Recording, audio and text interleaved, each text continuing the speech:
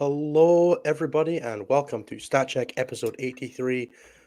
I don't want to read that name, but it's Taunted by FOMO boxes. You The did episode where great. we learn about time zones and how they work, apparently. I am back after a brief hiatus for not knowing how those work. And we are joined, as always, by Anthony and Nathan. How are you doing, my friends? I guess I can start since I probably have the briefer of the weekends. I don't know. I played Blood Angels for the first couple of times this weekend, just rolling Anthony's list, which is amusing. It's a blast. Death Company do terrible things to everything they touch. Gladiators, Ragnar Blackmane, basically anything. It's great. Other than that, painting some. I have like the worst hobby ADHD at the moment, so I'm painting like 5 different armies at the same time, just because it's like whatever is like like holding my fancy at the time. So I've got like 5 different armies, like units from 5 different armies on my table at the moment that I'm painting through, and just waiting to see which one fully hooks me into it, which is a good and terrible thing at the same time. Mostly terrible because it means I have no idea what I'm doing. When have you ever had any idea what you were doing? Like, let's be honest. I did think very briefly when I first got into graduate school that I knew what I was doing, and then that immediately went away after I went to graduate school. And nothing since then has made me feel like I know any more about what I'm doing. So that was basically my weekend, and I played D&D some more because that's what I do on Saturdays every week now. Basically, Kind of jealous. it's quite nice. I don't know. It's very different from 40K. Something very nice about a totally collaborative experience. No. I don't know. Also, the shenaniganry that you get up to through sheer creativity of like rule bending is always kind of amusing. I don't know. Like we used a magic item to take control of a giant sea monster and use it to eat the boss for the mission that we were doing, basically. So, Nice. Fun stuff. We worked out that the campaign we were doing involved a lot of like ship-to-ship fighting, and destroy water as a level 1 spell does fucked up things when you destroy the water for 200 feet under a boat and just let it fall. Mm-hmm. It's not good. It's not a good time for the people in the boat who then get clapped by the wave that results. It's one of those things where you're like, what happens to the water? Like, where does it go? Does it vaporize? Does it go away into another plane of existence? Like, if it vaporizes, are we like talking about like massively superheating water? Like, what's going on, guys? What are we doing today? I think making your DM look up like a physics lecture to figure out what happens if the water spontaneously disappears is like the optimal way to spend your time in D&D. Yeah, the DM went with the boat turns sideways, falls, and then everybody on it dies. We completed a combat encounter in a spell cast. My favorite. All right. And then the mage died for some reason. I don't know. It's just like arrow through the head. Yeah. Rocks roll up a rogue. Yeah. Fuck you. So this only works this one time because it's funny. Is basically wow that works. It wasn't even a mage. It was a fucking cleric. And now everybody's equipped with a counterspell. Yeah, right. We're fighting only on ground from now on. Sorry, guys. Dude, it was all hilarious. That naval combat done. Gone. Yeah, no boarding actions anymore. No nothing. Fuck you. It's like the people online who are always like, I want to cast Mage Hand inside of somebody, and you're like, you can't. No, stop. Enough. Yeah. Please. The raw people in D&D are worse though than the raw people in 40K by like that's 10 times. Yeah, that's super not how you're supposed to play that game. Yeah. Speaking of casting Mage Hand inside somebody, Anthony, how was your game with Gito? Gito. So Anthony, tell us about your weekend. I had a great time. I went to the Netherlands. I went to Amsterdam. I spent all of Friday with Dino, which against what was everyone's advice. But he was awesome. Dino is really nice as long as you're nice to Dino.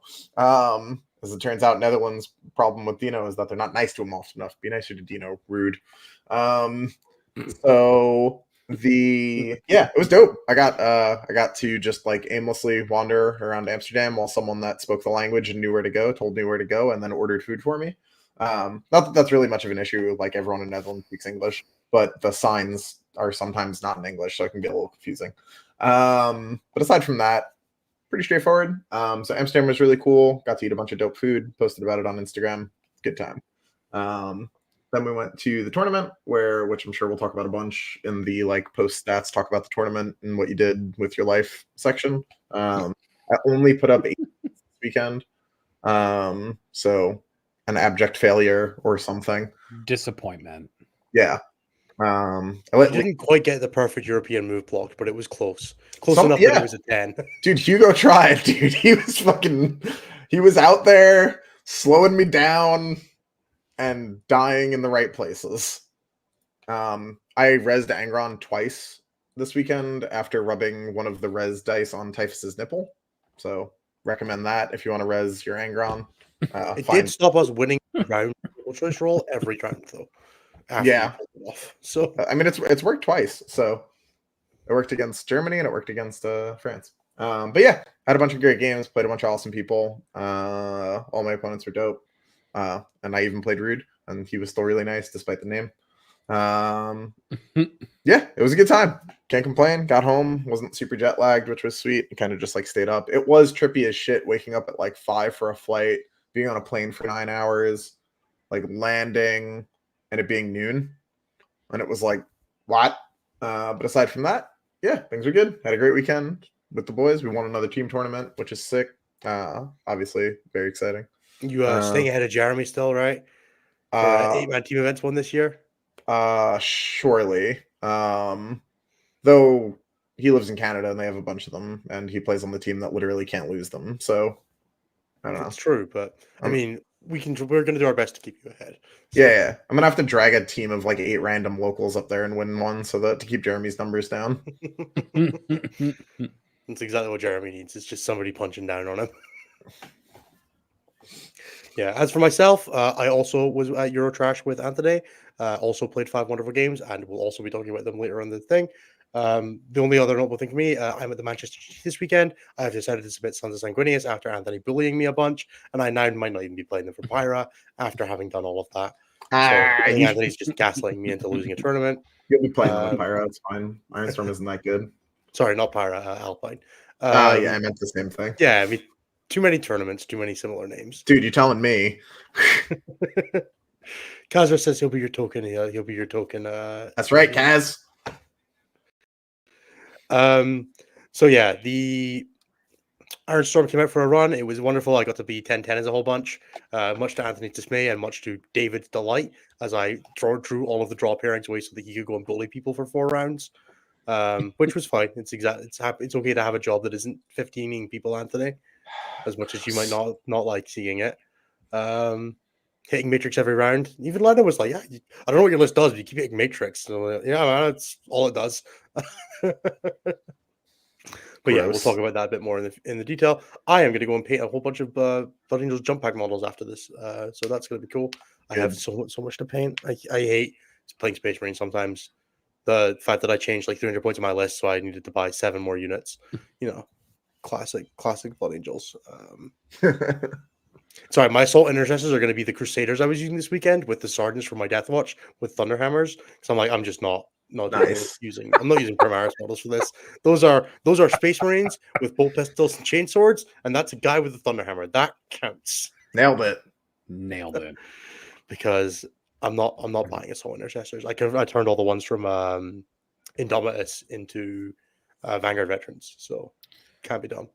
I don't know. I just don't like the look of the Death Company Marines, so I have a bunch of Angels tiers from Horus Heresy who look cooler, I think, as Death Company. With their screaming death masks. They're sick. Anything with a death mask, I am like immediately in. I fucking love that aesthetic. All I did was replace one arm with a giant power fist, and the Volkite looks like an freaking pistol. It's fine. Nobody will know the difference when you paint it looking like it's a fire pistol. You're gonna get those models taken off the board at WTC, bro. It's a good thing I'm not taking it to WTC. Yeah. I mean, I'm not flying an army internationally if at all possible. I'm gonna do what I did last year, but hopefully better by picking somebody with an army that doesn't need to get an edit halfway through. I hope somebody gives you an army, but it's all models with like clear bases, like that guy asked a couple weeks ago on the show. I would be okay with that, as long as the army is complete. Yeah, but Anthony would and destroy it with like a hammer, I think. So acceptable. Look, as long as it's like after I go like 1, 2, 2-1 or something I like thought that. you were winning the It's tournament great. this year, Nathan. I'm gonna win the tournament this year, and that's it. That's true. I'll just borrow an army from some WTC team that's going to play. Borrow Liam for the event. Like, just borrow Liam. Pop it Just in like a marionette. Here, Liam. Here are my strings. Just pull me to do what I need to do, bud. All right. I think that's the ultimate way to do it. Right. As usual, we're going to roll into the stats. Then we're going to do a broad form Warhammer discussion, which will probably be about Eurotrash a whole bunch, and maybe a bit more on the Tag Codex now that we've had a bit of time to digest it. And then we will be going into show questions. We'll do all the plugs somewhere in the middle of there if you want to hear a bunch of scuffed stuff. So stick around if you want to hear me fuck up the plugs again for like the 83rd episode in a row. Yeah, but there's something fun and new in the plugs even, so you can scuff them up even more. God, yeah, there is. I have to learn a new set of plugs now. This is great. Woo! All right, so there were 13 events that we tracked over the weekend. So we're bouncing around basically as far as we're riding the roller coaster of the number of GG-sized plus events that we're tracking each weekend. The number one faction is technically not even existing because it's less than 10 players, but it's Gene Stealer Cult for people who care, with a 62.9% win rate, but only 6 people playing. So, things happen. Did they win an event though? They did not. They got one top 4, 2 top 10s. And because they're less than 1% of the meta, they netted a 2.39 over rep. That's when these are the numbers where you see hyperinflation of over rep if you get a single top 4 placement, basically. Necrons were the actual top performing faction of the weekend by win rate, by GT, by placements, basically by all of the metrics, except probably by over rep. Necrons made up 9.9% of the meta with a 58.9% win rate, 2 GT, 2 event wins, 9 top 4s, 24 top 10s, and a 1.75 for over rep. We all just live in the Necron Overlord's tomb, and we're just there to stay, is basically the conclusion that I've reached over the course of the data slate. Dude, singles is so funny. Like, a team has Necrons against us in teams right now, and I'm like, oh, you fucking fool. Come here. It's just way funnier because, yeah, you can put something into the Necrons that just always has a better matchup into it, right? Dude, it's so easy to counter Necrons in teams. Well, the next why don't people just do that in singles? It's like 7 factions that do it, guys. That's what the Blood Angels are for, right? Or something. Or be Valentine, who just wins with Necrons anyway. That works too. I mean, sure. Beating Valentine is its own ball of difficulty. That's not beating Necrons. That's an entirely different task. The second best faction with more than 10 players was Space Wolves, 1.7% of the meta, 58.5% win rate, no event wins, 1 top 4, 3 top 10s, and a 1.11 for over rep. So they're doing, as most people would say, just fine. In third place is Black Templars, 3.7% of the meta, a 58.3% win rate, 2 event wins, 4 top 4s, 6 top 10s for a 2.05 over rep, which, might be a problem. We're seeing Black Templars kind of surge back up again, which maybe is a sign that we'll talk about in just a little bit. For fourth, we have Tau, 3.7% of the meta, 57.2% win rate, 1 event wins, 6 top 4s, and 8 top 10s for a 3 in over rep, which is the highest over rep of the weekend. I don't know. Tau players, you're about to get a codex as well, and I'm sure we'll talk about it in just a minute. But I don't think things are going to get especially worse for you after codex release.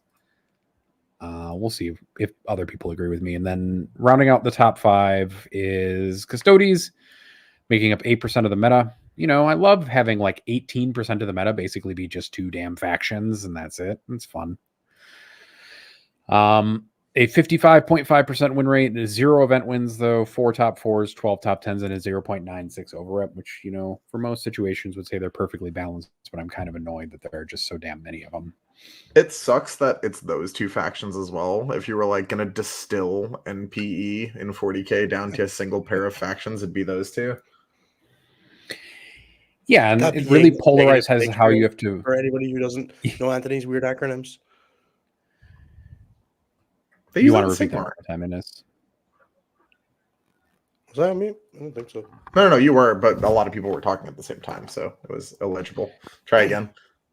Anthony saying NPE being negative play experience. Yeah. Hmm. Yeah, I mean, it definitely polarizes list building and like what you can do, right? When you are 100% certain that you have to deal with a bunch of 4-up invulnerable save multi-wound models that have feel no pains and random bullshit that keeps them alive every turn.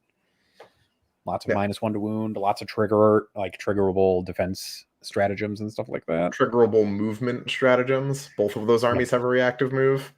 Mm-hmm. It's fine. It's fine. Who doesn't love T6 or T5, just things standing in front of them all game with a 2-up save and a 4-up invul and -1 to wound and stuff. It's great. Great for everybody. At the bottom of the pile, but with the GT wins, are Orcs with 3.9% of the meta, 39.6% win rate, 1 event win, 1 top 4, and 5 top 10s for a 0.5 over rep. Then it's Space Marines with 7.2% of the meta, a 40.7% win rate, 1 event win, 3 top 4s, 7 top 10s for a 0.8 over rep, which means they're just about balanced and it's fine. 40% win rate is just about balanced, is it? Yeah, it's fine. Everything's fine, Space Marine players. Don't worry about it. Just drop Gladiators 20 points. Please do not buff Marines. But they're terrible, Anthony. It says it in the stats. It says it in the stats. Adeptus Mechanicus are third from the bottom at 1.3% of the meta. 40.8% win rate and doing absolutely nothing from a placements perspective. So they got a 0 for over rep. That's rough. Yeah, I know, bud. It's terrible. Usually they at least get like a GT sized win or something to at least make them feel a little bit better about the way that the faction is doing, but not this week. I hope they continue to get nothing because they so desperately need buffs that every time they get a GT win, it's just like psychic damage to their player base at this point. I think it's better that way. It's like backwards world leaders where their win rate's shit, but they keep winning events. The fourth worst faction from the weekend is Chaos Space Marines, 3.9% of the meta, a 41.4% win rate, and a single top 10. So they also get a 0 for overrep. Dark Angels are running up the bottom 5 with 2.9% of the meta, 44.1% win rate, and 1 top 4 and 3 top 10s for a 0.65. And then the strangest thing, though, is that the next faction right above them is Eldari. 4% meta representation, a 45.2% win rate, no event wins, no top 4s, and just 4 top 10s. So they have a 0 for overrep. Good. Like nature has found itself a balancing point or something like that. Dude, it's crazy how many less dedicated lifelong Eldar players there are now. Weird that they're like 1/4 of the player representation that they used to be. Yeah. Dude, I only have like 15 other armies besides my Eldar. I just play Eldar half the time. Yeah. And then rounding out the GT winners from the weekend, Grey Knights won 2 events. I think including the largest event of the weekend, which was, I don't know, one of those lists like breaks my brain a little bit, and it is 5 Dread Knights and 3 Land Raider Redeemers or something like that, which just is like makes me go like this a lot and like scream a little bit at the sky. Can we just delete the Redeemer datasheet yet? Can we be done with this? You'd think that we probably should at this point. Leagues of Otan won a GT. Blood Angels won a GT. And then that's my boy Zach. Shout out to Zach K, Team USA member. Nice. And then Astra Militarum won an event this weekend. So, but Astra Militarum suck, right? So they only have a 46% win rate. So they're and not. a 0.33 for overrep. I didn't learn much this weekend, but I did learn they were better than Ironstorm. Better than Ironstorm? That's funny. I think Anthony just says things to hurt me now. It's true. The worst part about not sneezing is the feeling immediately afterwards. Yeah. And then the only other thing that I wanted to show, because I'm kind of a little bit more concerned than I was originally, that things might be like trending out of balance as of late instead of into balance. That's never good. We'll see if this pans out. Trends are trends, and you never know. Gonna do the fun thing where I share my screen. And try not to fuck everything up. There it is.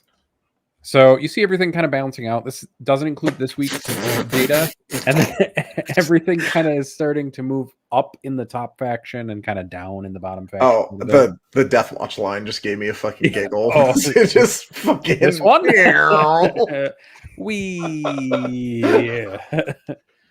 the real there's a lot going on there. I don't want to talk about it for Death Watch players. Look, it's really good that Death Watch got murdered straight dead in the data slate and the balance patch, and like Death Watch didn't need rules anyway, right? They only had 5 players, so it's not like anybody's getting hurt by Death Watch not having balance or patches or any. I would like to like Death Watch, but it's not a good time for them. But like the things that I'm mostly worried about here are like Custodies going up. I can't click Necrons because they're like right next to them. Necrons going up. Sisters going up. And Black Templars bouncing up. And like this is the kind of trend line that we've been generally seeing for like the last couple of months. But since the slate, it hasn't really changed at all.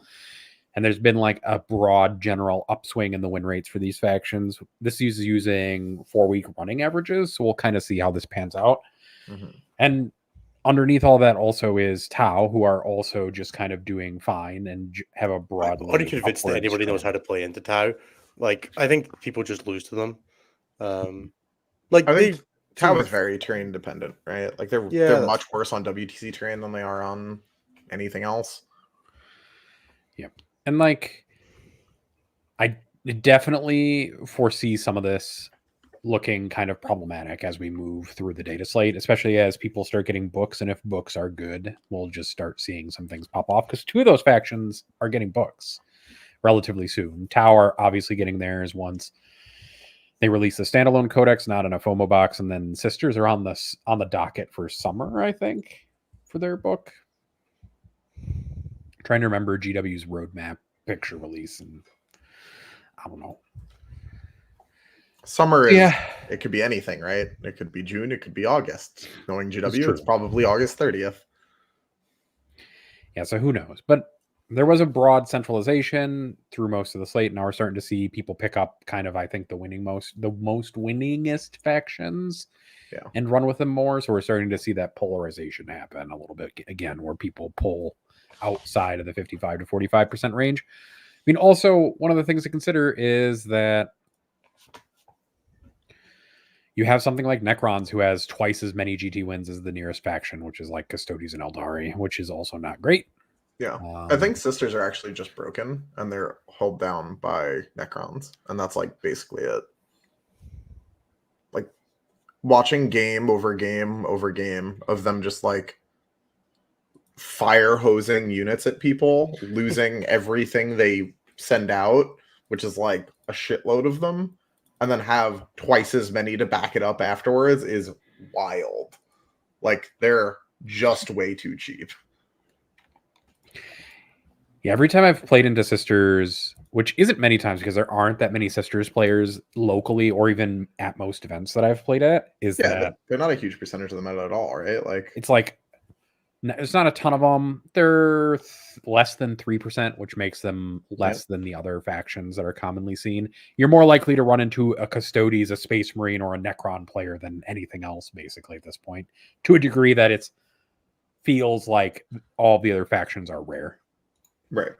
But yeah, there's definitely like a vibe of running into 30 of the Arcoflagellant bodies, like in every list, where they still only cost like 150-ish points. It's definitely a vibe. It certainly is so much stuff. It's so wild. Like, I mean, I felt the same way when I played against Hugo's list, and he has like 9 to 10 less units than a Sisters list. It's mostly just because he had the Avatar, right? So he had like one thing that was a solid thing. Well, as opposed to 3 Eldari units that the Avatar turns into, but yeah. It's not just having like random 25 and 35 point units that have invulnerable saves. It's just obnoxious.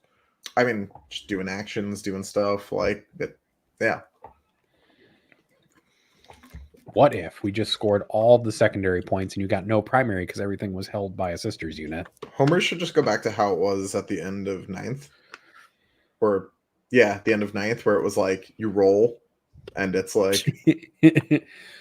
Homer should be battle line only to do it in the middle. No, that wouldn't change a fucking thing. It would change tons. You doing it with rhinos? No more. I put a unit in the middle. Deployment zone, anything. Battle line I mean, in like- the middle. Nurglings, your Crusaders. Nurglings should not be battle line. Crusaders shouldn't exist. Okay, but like that's not the world we live in, is it? Sure, but if we're Man spitballing, suggests changes that affect none of his armies. I would make the Blood Angels a lot worse if they I wanted to. guess. I don't know. I also think- never play homers with Ironstorm, just for what it's worth. But Yeah, but like you draw it sometimes. If it went back to rolling with a +1 for it being a battle line unit or something Yeah, like just that, go back to rolling based on unit size, right? Like that was Yeah, how so it you- used to work. If you're a That just 2-man means unit, you might fail that shit, bro. if you're just an Eversor assassin, Yeah, just an Eversor assassin. You're that one hawk I couldn't fucking kill. Like any of those, you know? behind enemy lines, need your unit to be at starting strength. Yeah. or you have to roll off for it again on a 4-up. This doesn't work. Yeah. Sorry, you're terrible. I do like the idea of anything that makes the Eldar I scored 35 less reliable. Yeah, that shit is wild. Yeah. I don't know. We don't have to turn in our lists for the Adepticon teams until like the day of the event. So That I seems just like a have mistake. 5 different lists in my phone that I've considered, including one that just has a Scathic Wraith Knight in it, even though there's like Play no 3. reason to do such a thing. Don't be a coward. Play 3. I can't play 3 Scathic Wraith Knights. I'm only allowed to bring 1,000 points. Play 2. I need a character who can be a warlord still in this. That's 980. Surely there's a 50-point character in Eldar. That sounds like a thing. Well, that's 980 points. Oh, are they 490? They're 490 apiece, but Just cheat. just cheat. Thanks, Yeah, Innes. you'd be I'll well do on my your- best. You'll be well on your way to playing for Team England. It's God the Adepticon way. damn. All right. On that note, we're gonna sidle out of the Slide over to talk about section, Eurotrash and the and tag we're gonna codex? slide into talking about Eurotrash first, and then we'll talk about Tau Codex second. Because I assume Anthony, you guys want to do the more fun thing first. and Shall the we not run? as fun Shall we thing run second. through our games one at a time for the rounds we did, or do you want to just do 1 of 5, 1 of 5? We can do one at a time. I mean, it'll paint a fairly different picture for a couple of the rounds, but That's fair. Tell- So, Luxembourg. What did you pair into? I paired into Necrons, and I found out he had planes when he took them out of his case because I was jet lagged as shit when I filled out that matrix. So we paired, and I was like, "This is gonna be fine. It's Necrons," and he like whops out 2 Doom Scythes, and I was like, "Oh shit!" But you know, I didn't say that out loud. I kept it cool. I was like, "It's fine." Let's and- rewind first. Before Yeah. we get too deep into matchmaking and pairings, who was on your team? What factions did you have, and what factions were the 2 of you playing? We had 7 of the 8 best players for their given faction, according to our Discord. Our team was Typhus, Myson, David, me, Ennis, Brian, Jack, John. Okay. So for Um, anybody who doesn't know who all of those people are, Typhus from Team Poland playing Sisters of Battle, Myson from Team Poland playing Gene Circles, Anthony Vanella from Team USA playing World Eaters, Innes Wilson from Team Scotland playing Ironstorm Black Templars, John Lennon from Team USA playing Invasion Fleet Tyranids, Jack Harpster from Team USA playing Adeptus Custodes, David Gaylord from Team New Zealand playing Imperial Guard, and Brian Sipe from Team America playing Works was our roster. Nailed it. To just avoid doing like first names and no factions, which I'm sure everybody will understand completely. Yeah, it's good enough. It's fine. Now Yeah, let we us had return. David. There's only one David in Warhammer, right? Dude, Now that we- was more than we started with. Now we can return to our regularly scheduled Anthony's World Eaters get paired into Necrons Necron again. planes. Okay. Yeah. Against Luxembourg. Yeah. What was your opponent's name, Anthony? I don't remember anybody's name from the event unless I like am intimately familiar with them. So welcome to playing me. I know Rude's name because it's funny. Reasonable. So we played and I went first, and it was Crucible Battle, and there was no middle objective. So I put half my army on one side and half my army on the other. To which my opponent responded by picking up one of his destroyers and putting it in my deployment zone and scoring 7 points. Because my army can't do shit about that. So Then the following turn, I ran 6 Exalted at him and killed all of the raids, not the Technomancer, though, on his deployment objective, and got Capture Enemy Outpost on turn 2. Things did not get better from that point. He did manage to kill them because he heroiced the Nightbringer in, which was a pretty slick little play. He didn't kill them all with the Nightbringer. He killed like 3 of them or something. Because the Nightbringer had a classic Catan activation where he misses once and fails to wound twice. Because that's just like what those models do, apparently. And then he brought in the planes. The first one didn't hit Angron. The second one hit him 8 times or something. Because that's, sustained D3, baby. 3 shots. And that's the life you live sometimes. It didn't kill him. So then Angron went and killed one of the planes. And then the next turn, the one plane didn't kill Angron. So he went and killed the other one. Because they have to be within 24 or something to shoot him. So, which is like imminent death range for Angron. Once the planes were dead, it was pretty straightforward, like World Leaders mopping up Necron's game. That game is quite straightforward and easy for that army, for that matchup. So nothing too crazy there, especially when there's no middle objective for him to try and hold.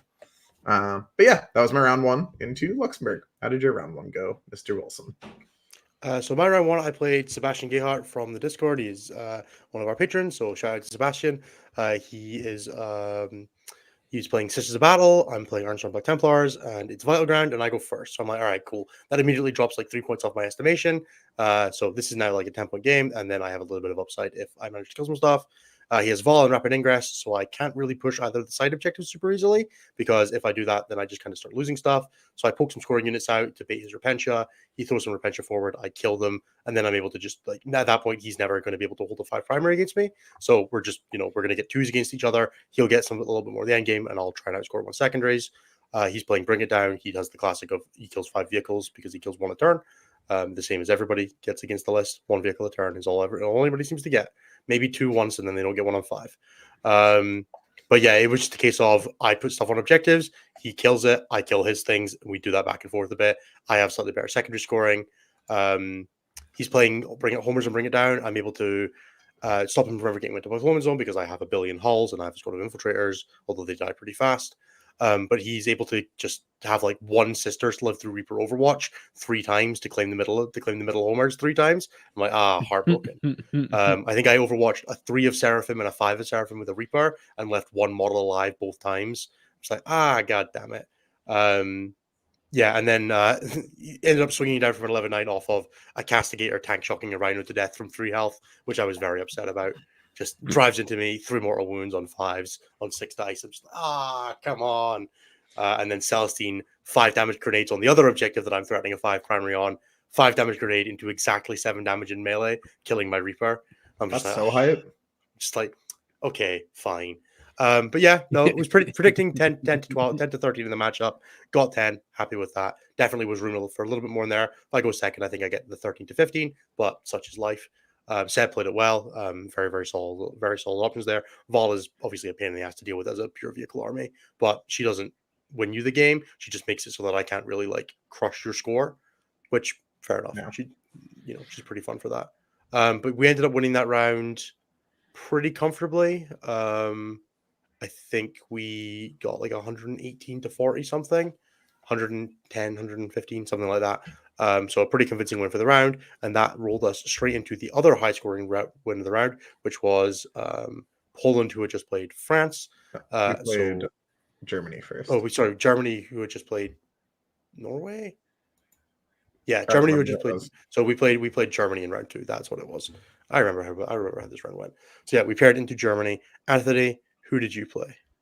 I played against the person I played at WTC last year, which is Grisha. I joke a lot that he is better than me, so I have to scam him when we play, and so far so good. I joke a lot also that like when we play, all the 3s and 4s get erased off of our dice, and it is only 1s and 2s, 5s and 6s, because that is the entire game we play. So the matchup's a bit of a mess. It's Death Guard into World Leaders.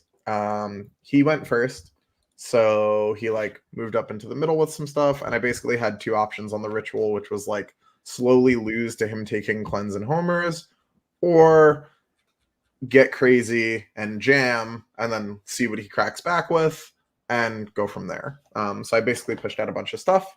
He responded by, and what I now am quite confident, as having seen this play cycle a few times, with the incorrect play of getting all his Plague Marines out to respond to my infantry,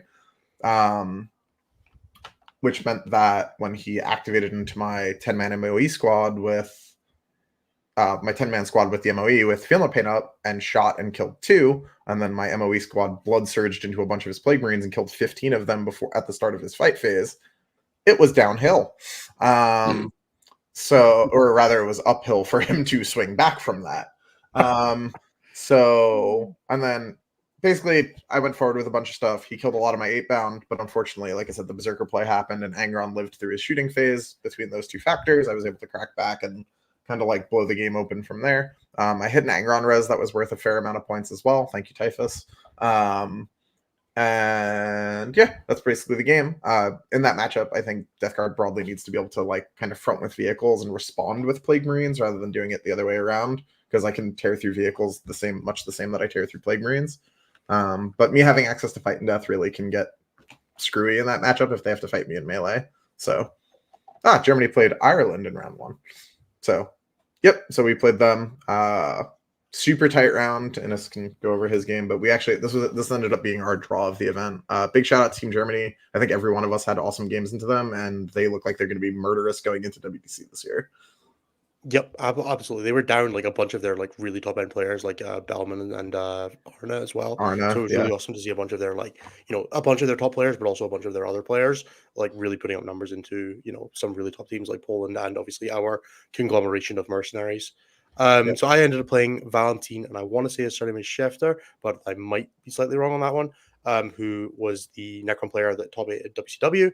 We were playing the Ritual this round, which is not a great mission to push Necrons in, because there's 2 Catan sitting there ready to raise objectives on the home. I'm just like, all right, cool. So there's 18 Wraiths and 2 Catan making objectives, and there's 2 Containers in the middle that every time I try to go through it, a Necron Wraith squad is going to move in front of it and block me going through. So I'm like, all right, cool. So I ended up going for Assassinate and Cleanse this game. He ends up playing Cleanse and Homers, and I'm just basically thinking, if I go first in this game and I don't pick Assassinate, I'm very vulnerable to just like getting jammed at and potentially getting put out on primary. If I take Assassinate, even if I only kill 1 vehicle, I'm gonna like this game is like a 9+. Happy with that. That's all I'm looking for in the pairing. And if things get wild, and I manage to kill a couple of characters, potentially there's a room for more in here. It ends up basically playing out exactly like that. I shoot a thing off every turn. I'm able to like go second, so I'm going to get a 50 on primary, or I get a 45 on primary to his, in theory, 45 as well, if he can hold the middle. But I'm able to, with the Crusaders, like a 10 of Crusaders takes an objective off 2 Catan. So he has an objective that's 2 Katana. The Crusaders jump forward. I get Overwatch. I get Imitate Mortal, but it's enough to, like, with them and the Rhino, flip the OC, and I try to do that like 3 times. I pull it off twice to hold his primary down and get I think it's a dead draw. Like we're within like 5 points of each other for a 10-10. Lots of room in there for a little bit more, but again, mission deployment and all that kind of thing. But Valentine played it super clean, just very nice, easy game of the Wraiths are just sitting there and dying and healing up a little bit. I'm able to get through. I think I killed two of the Wraith bricks, and one of them I just ignored.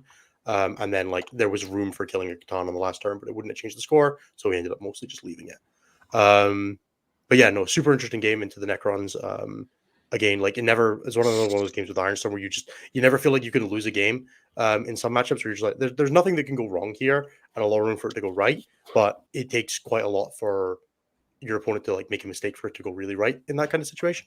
And Valentine is not a player who's going to make that kind of level of mistake, which was super awesome. But yeah, really, really fun game. I have absolute pleasure to play him, which was great. I've never ever had a bad game against a player from Team Germany, which is a strong indictment, strong sign of them having like massively turned around from like the like ETZ days when they were one of the more difficult teams to play against. So absolutely shout out to that community for being just a wonderful group of people. Yeah, it was cool. I had a conversation with Flojo about it a fair amount. He was like, they've made a real focused, concerted effort to improve in that regard, and it definitely shows in their, international. I think they announced their first 4 players, and Caillou Orlando, who I played at WCW, made the team as well. So that's awesome. Yeah, it was Caillou, Arna, Grisha, and Bellman? ? I forget the 4th person. Maybe. Oh, and Valentine. Yeah. Yeah, no, it was genuinely fantastic. Like, I think everybody had a good game that round, except potentially Brian, who had a rough Canis Rex charge into Gazgul, blowing it out for him, that made the round a little closer than it needed to be. But yeah, I think we had a couple of heroic efforts from. I want to say it was Dave that round, that like blew somebody out. But no, yeah, really, really awesome game. That then positioned us so we and Germany both now have 1 win and a draw. There is no room in this tournament for any more losses at this point, because we do not control our own destiny. We have to stay ahead of Germany. We are slightly ahead of them on tie breaks coming out of, because we got the high end of the draw with an 82-78, and we had gotten slightly higher scoring in game 1. So we, in theory, control our own destiny as long as we keep scoring more points than Germany. But it's one of those like neck and neck scuffs all the way. So we then proceed to roll immediately into Team Poland. Just the WTC winners, no big deal. Yeah, no big. So Anthony, who did you get this round? I got my favorite banana boy. I got Ghetto. I call him that not because he played Custodes, which would obviously be a mark against his character, but because he eats bananas when he plays 40k, because it makes him roll better. Did it help this round? It did not. He did get to go first, and he had Caesarus survive getting hit by Karn and all 8 of his homies. So that was pretty cool.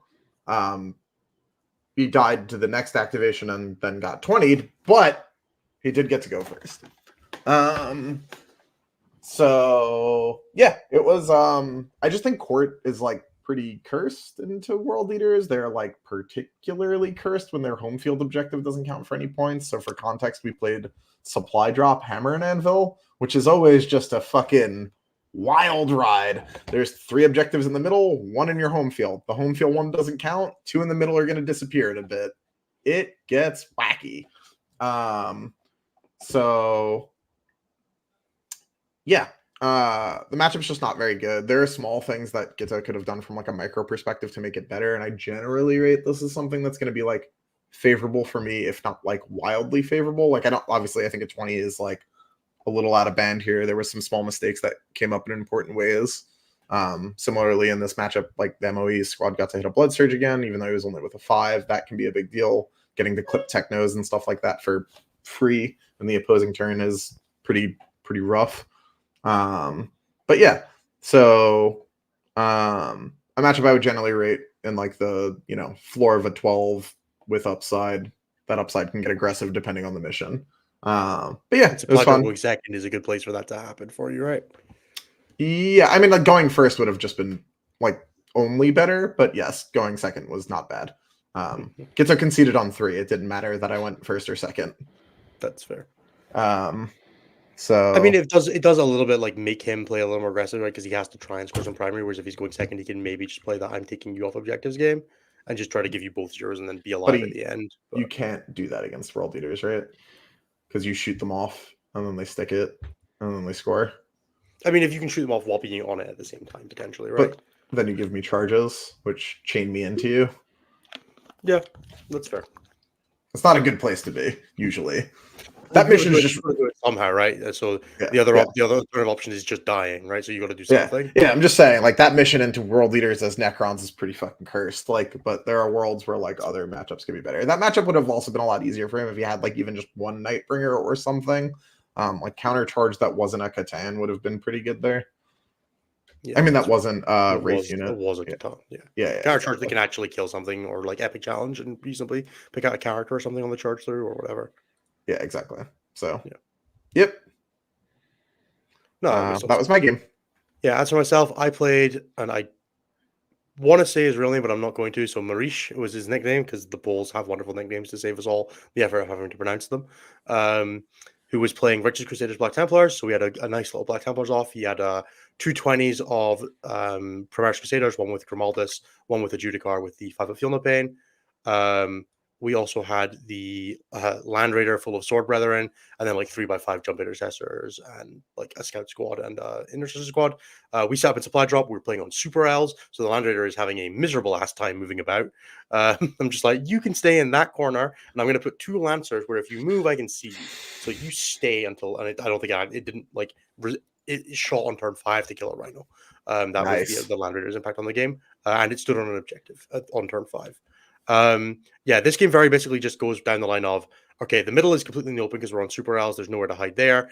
I can get a bunch of vehicles on the top, on like my left-hand objective that can just see the entire objective. I can stand on it behind the wall, but there's going to be 20 Primaris Crusaders there. I'm going to have to work through them. I'm probably not scoring primary on it super easily until I've thinned them down a little bit. And then this bottom right objective that has a Land Raider and 20 Sword Brethren on it, I'm never getting primary on that objective, and I have to make sure he doesn't either. So my entire game plan becomes stack this bottom right objective, put the left objective with enough stuff that I can shoot him off it and then get OC on it because he doesn't have a ton of pressure there. So I put like the Eliminator Impulsor and a Reaper up there. And then the bottom right objective gets 2 Reapers and a Lancer.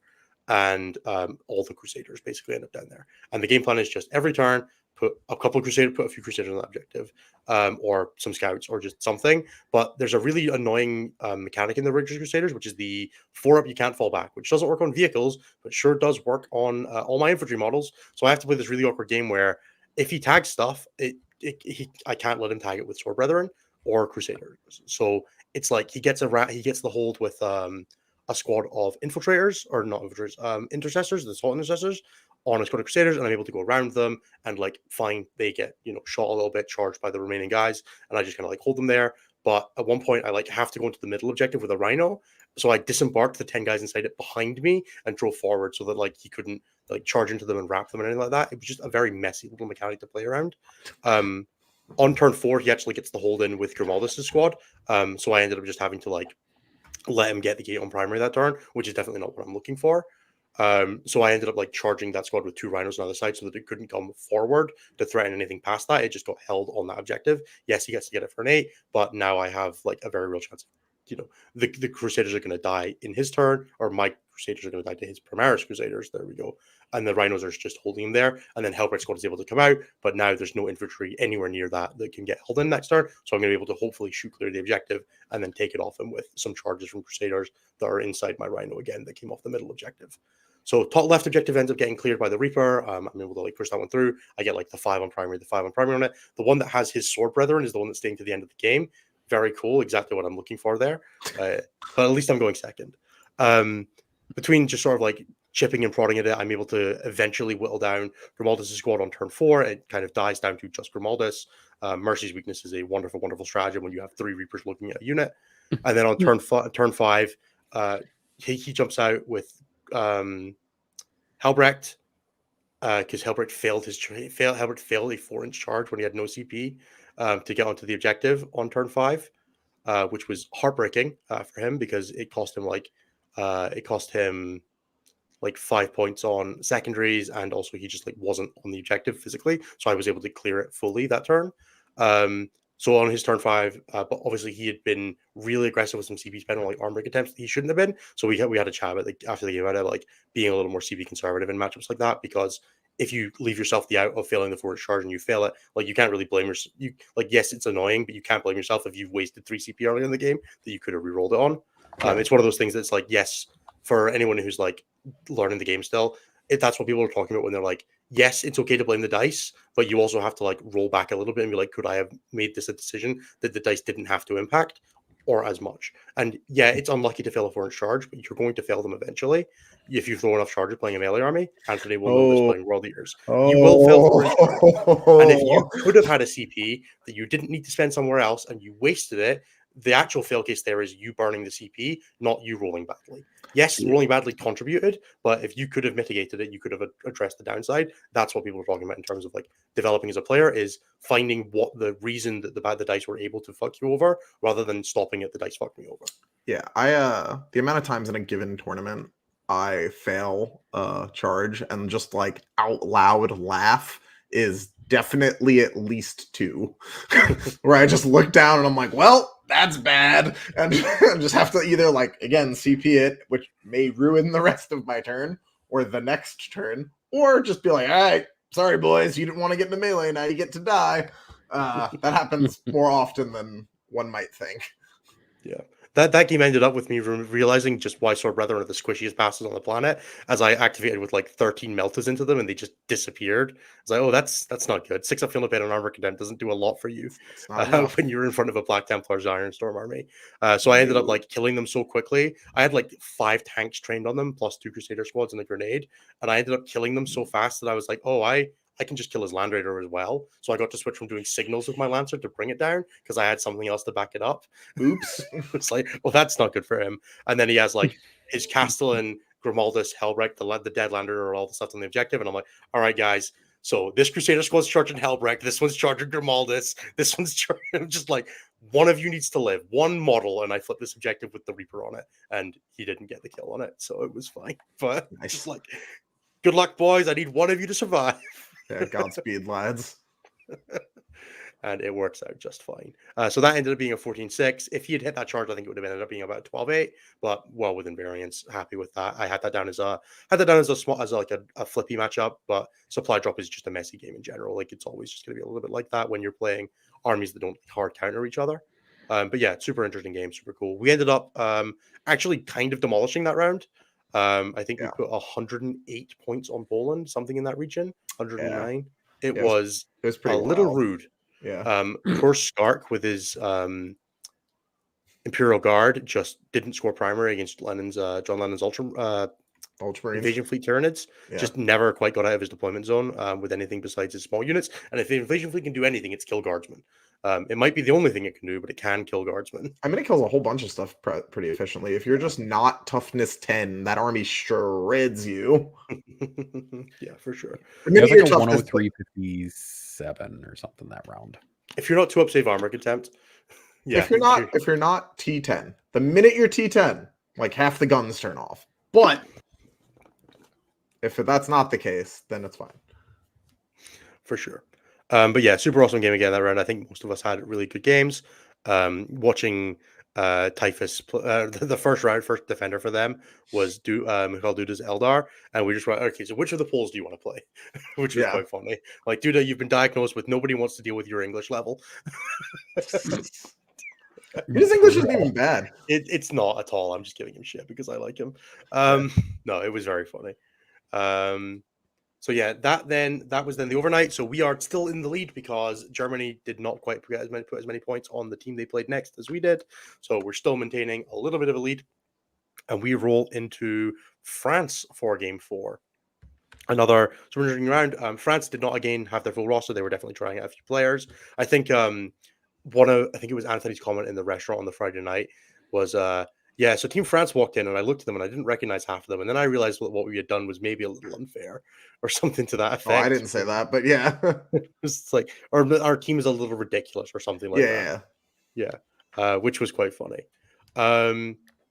Anthony, who did you pair this round? I played against Hugo of Team Belgium fame. The great traitor of Liam's friendship. I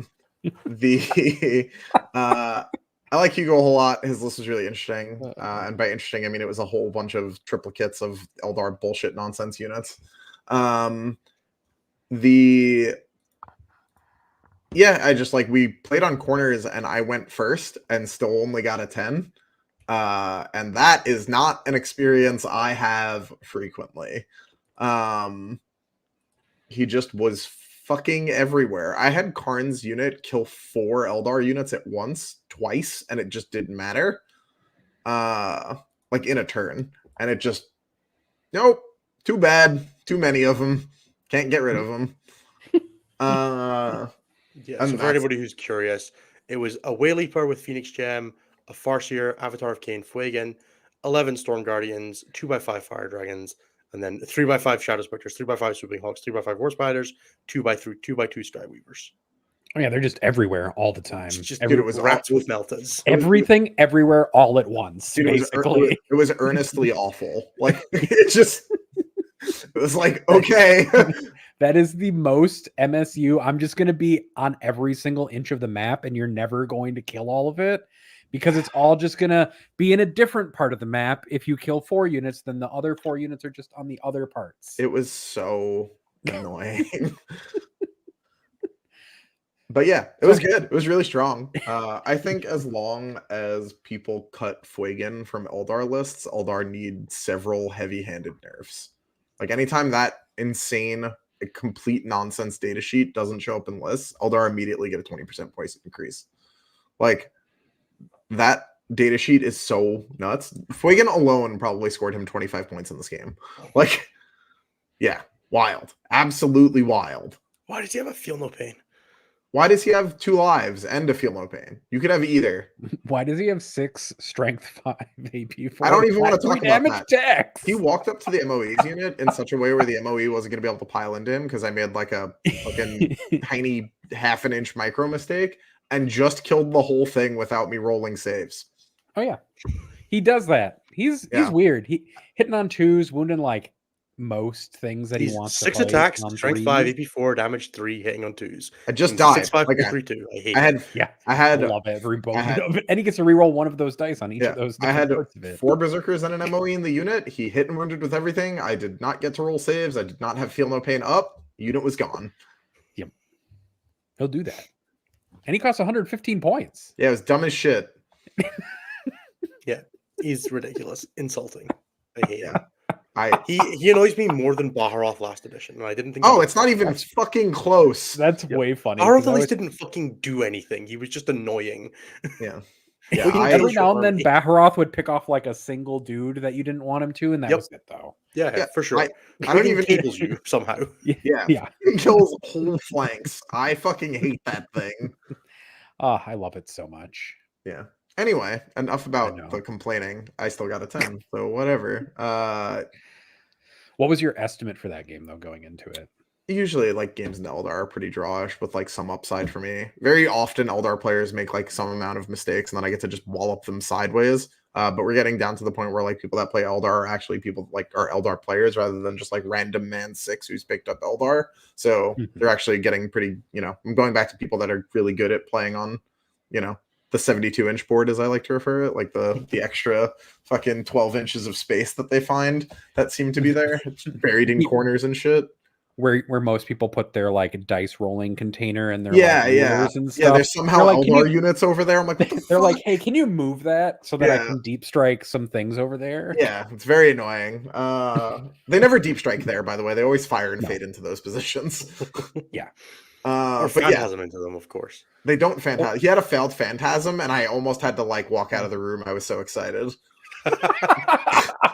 He had a phantasm where like a 3 got him behind a wall, and he rolled a 1, and I like put the clock on me and walked away for a minute.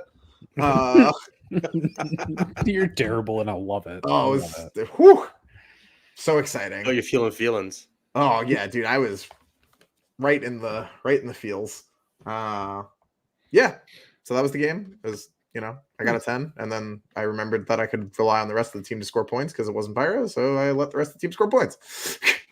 And we won anyway. Whee! How'd your game go, Innes? Yeah, so I continued the trend of getting the drawish matchup with small upside and played into the Grey Knights list. So this was 4 Nemesis Dread Knights and 3x5 Terminators, 1 with Drago, and then 3 Librarians, 2 joining the squads. And we played on Scorched Earth. So again, just not a mission that you can particularly run away with primary in because you're capping at 5 a turn. He basically ingressed a Dreadnought around a bunch. I shot him off objectives. Didn't entirely get to stand on them too much because he has a pile of OC, and got a small win. It ended up being like, basically just came down. Or sorry, I got a 10-10. Basically came down to he had 2 Dread Knights left on turn 5, and he drew 2 cards he could score with 2 Dread Knights. So he dropped in and did cleanse and secure no man's land. And I'm just like, fuck's sake. Nice. It's a powerful energy, but really disrespectful. And then I drew like a 2-point card and a 3-point card, and I don't use my redraw. And I missed the 11 by like a point. And it was like, all right, fair enough. That was off the back of me having drawn an unscorable card and a 3-point card on 4, and him drawing 2 5-point cards on 4 as well, with 4 units left. It's like, fine. This was annoying, but I don't, again, 10 plus is the prediction there. Happy with that. Again, never felt losable. There was definitely a moment where we had a pretty like, hey, this is a practice event. Let's do a rewind. Where he activated his Grandmaster into my Lancer on 9 health, and I was like, we should not do that. And then he went, no, okay, yeah, you're right, we shouldn't, because he's like, I play Black Tempos, I should know that strategy exists. Then he retargets into my Reaper, and I'm like, okay, just remember I can shoot you back. And then he shoots me down to 5, and I shoot back and kill him. And I'm like, Oops. dude, like, and like he looks heartbroken, and I'm like, it's like 2 points. I don't. The round is looking fine. It's fine. And I'm just like, hey, dude, like, this is a practice event. It's not going to teach us shit about the matchup if you do this. Let's just not shoot him. So we ended up taking that back as well, which was like, I don't know if that was kind of just like he was new to Team France. I don't know if it was just like hey, let's have a conversation about what these practice events are actually like, rather than like, we're not here to be cutthroat and shit. Like, that's for WTC. It's okay to, like, treat this as I'm trying to learn how this matchup plays. I don't need to learn what happens if you make a stupid mistake like that. But it was definitely one of the interesting ones where it was like, if the round had been really close, I feel like I still would have done it. But it's always just like, I don't know. It's tough. But yeah, Grey Knights, God, those Dread Knights are so annoying to kill sometimes and so easy others. But it's very nice shooting into vehicles that I win on 3s with multi-meltas. That's the main thing I learned that game. Fair. When like the Crusader squad just activates and kills a Dread Knight, you're just like, oh, this is wonderful. But no, very, very interesting game. Drago squad dying without Oath the Moment is always glorious. And they're always like, oh, it's Terminators, they'll be fine. And then like 2 things kill it. They're like, oh, this was not fine. I don't understand why this wasn't fine. Nothing about this was fine. Why were you in line of sight? Finished off Draco with a Hunter Killer, which was glorious. I did enjoy that.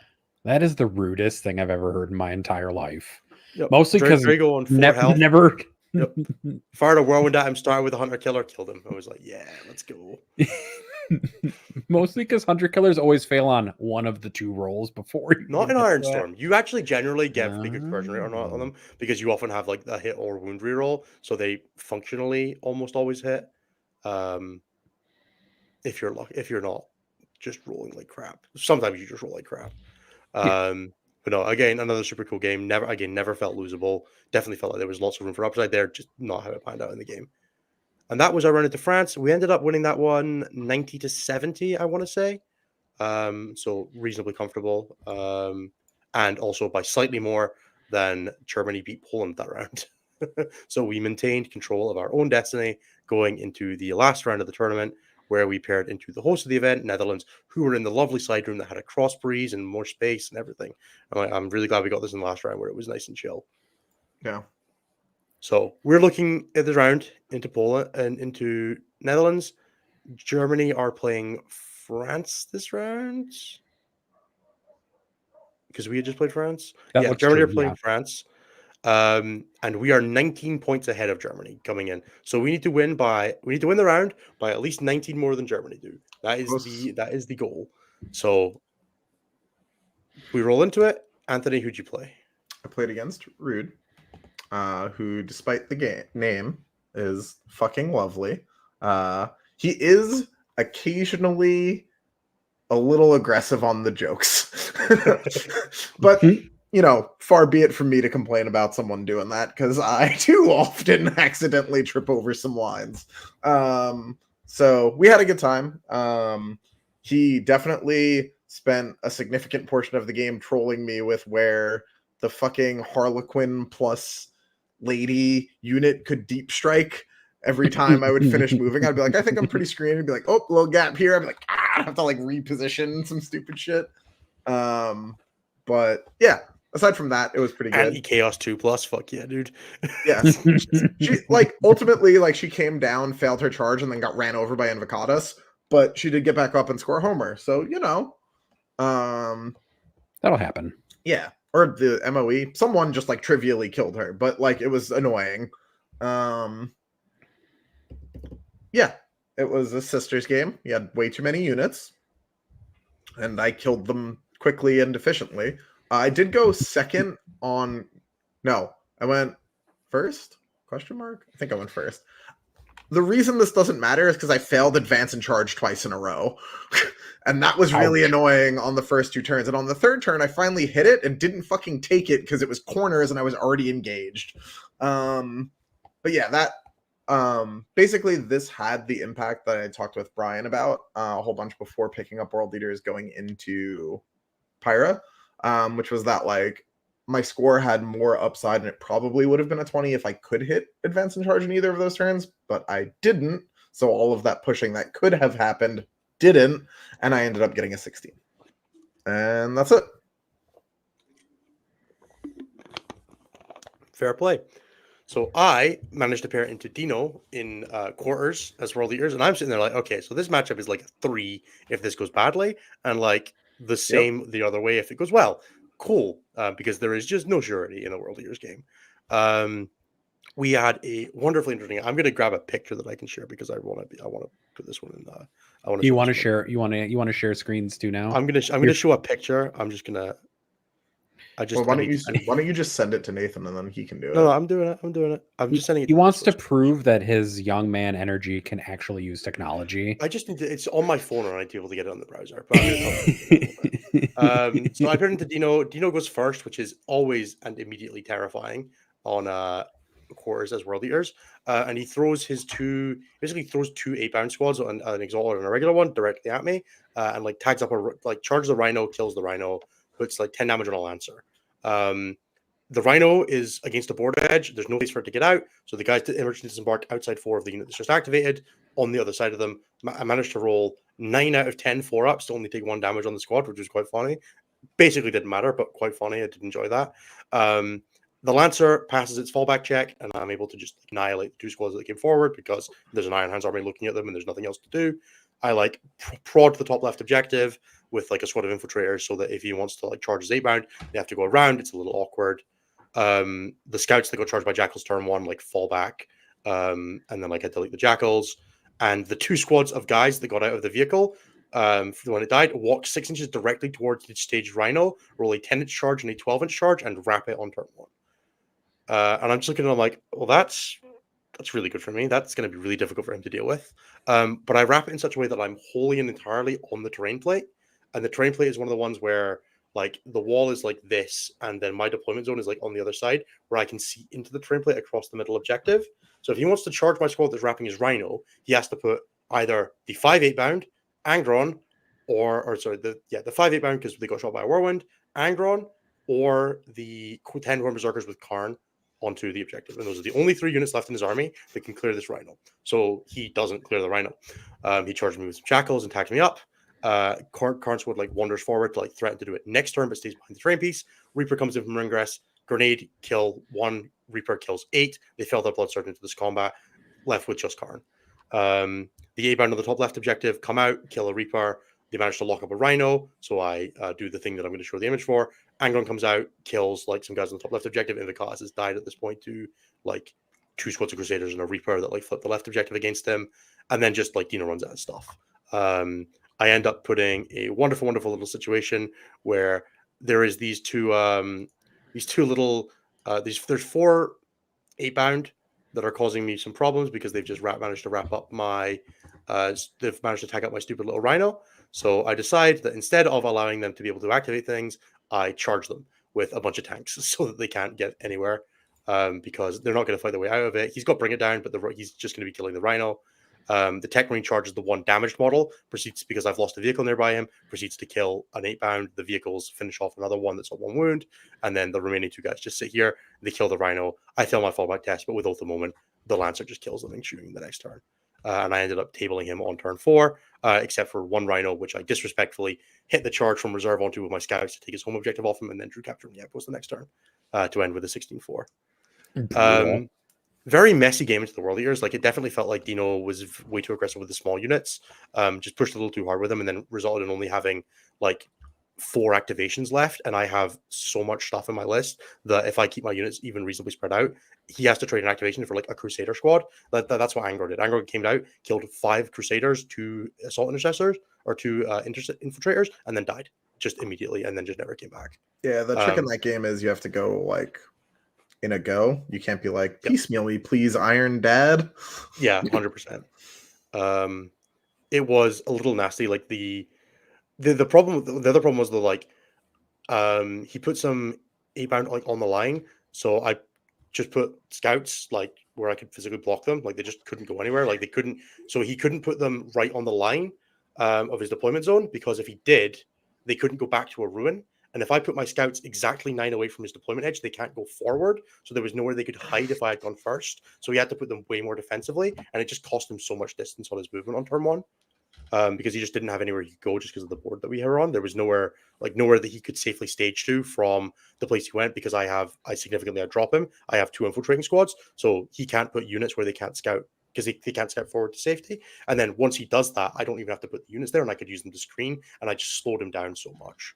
It was really it felt a lot more playable than I thought it was going to. Once Dino like made any mistake. It felt very comfortable.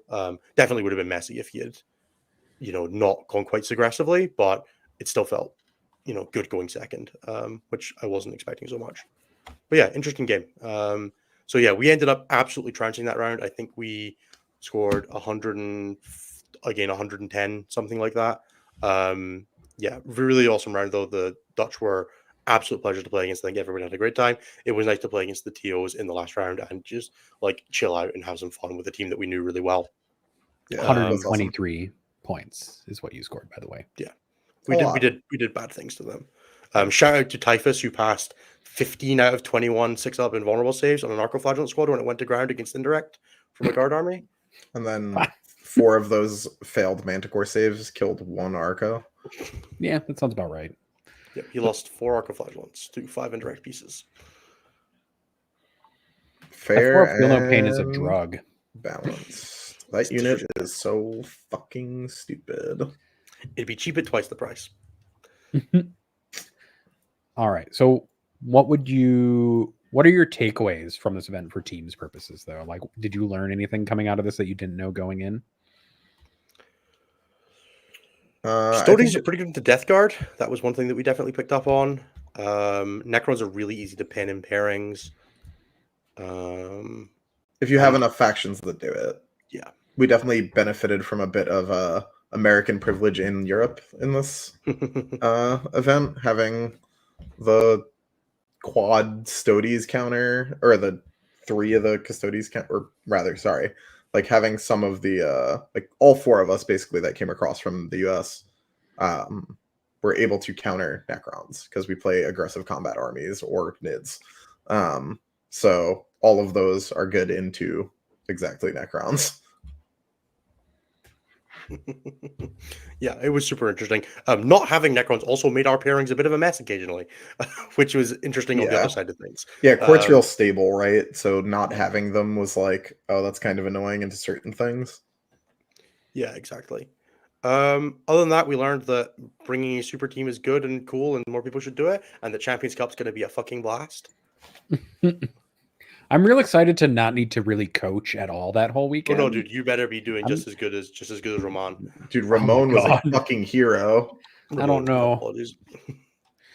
I guess I'll try. I'll do my best. Me and Cliff are both supposed to be there, I think. I mean, it's pretty straightforward. You keep morale up for the people that get knocked down. You bring us, water and such. You help set up tables. Point at a board that says 1 to 20.